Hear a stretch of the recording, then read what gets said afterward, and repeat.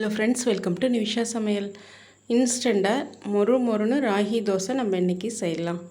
ராகி தோசை செய்கிறதுக்கு ஃபஸ்ட்டு ஒரு பாத்திரம் எடுத்துக்கலாம். ஒரு பாத்திரத்தில் 1 கப் அளவுக்கு ராகி மாவு எடுத்துக்கலாம். 1 கப் ராகி மாவு, 1/2 கப் அளவுக்கு அரிசி மாவு. எந்த கப்பால் நம்ம அளக்குறோமோ அதே கப்பால் எல்லாத்தையும் அளந்து எடுத்துக்கோங்க. 1/2 கப் அளவுக்கு ரவா, வறுத்த ரவா, வறுக்காத ரவா எது வேணாலும் சேர்த்துக்கலாம். பொடிசாக கட் பண்ணி வச்சுருக்கிற வெங்காயம் அதையும் அது கூட சேர்த்துக்கலாம். பொடிசாக கட் பண்ணி வச்சுருக்கிற பச்சை மிளகா, கொத்தமல்லி தழை, கருவேப்பிலை அதையும் அது கூட சேர்த்துக்கோங்க. சேர்த்துட்டு இந்த மாவுக்கு தேவையான அளவு உப்பு அது கூட சேர்த்துக்கலாம்.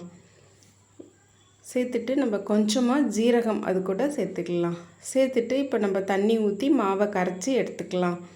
நான் ஒரு 3 கப் அளவுக்கு தண்ணி சேர்த்துருக்கேன்.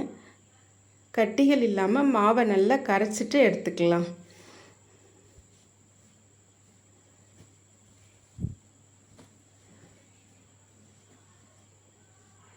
மாவு நல்லா கரைச்சாச்சு. கொஞ்சம் திக்காக இருக்குது. நம்ம இன்னும் ஒரு கப் அளவுக்கு தண்ணி சேர்த்துக்கலாம். அது கூட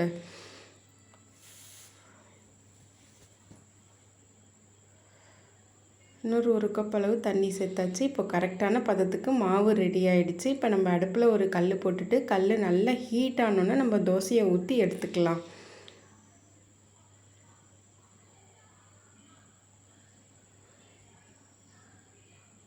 தோசை ஊற்றிட்டு 1 ஸ்பூன் அளவுக்கு அது கூட எண்ணெய் சேர்த்துக்கலாம்.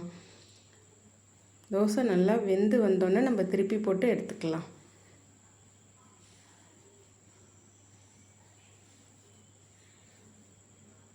தோசை நல்லா வெந்துடுச்சு. கலர் மாதிரி வெந்து வந்திருக்கு பாருங்கள். இப்போ திருப்பி போட்டுக்கலாம். இன்னும் ஒரு நிமிஷம் இருக்கட்டும்.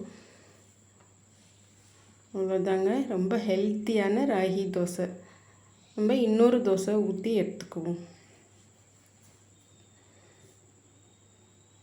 தோசை ஊற்றும்போது அடுப்பை நம்ம மீடியமாக வச்சுக்கலாம். அடுப்பை ஃபுல்லாக வச்சோம்னா தோசை காந்திடும். அதே சமயம் தோசை வேகாது. அதனால் நம்ம மீடியமாக வச்சு தோசை ஊற்றி எடுத்துக்கலாம்.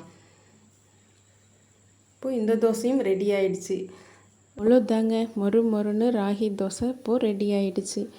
இதுக்கு சைட் டிஷ்ஷாக தேங்காய் சட்னி, தக்காளி சட்னி எது வேணாலும் செஞ்சு சாப்பிட்லாம். நல்லாயிருக்கும். கண்டிப்பாக இந்த தோசை ட்ரை பண்ணி பாருங்கள். ட்ரை பண்ணி பார்த்துட்டு எப்படி வந்துச்சுன்னு கமெண்ட்ஸில் சொல்லுங்கள்.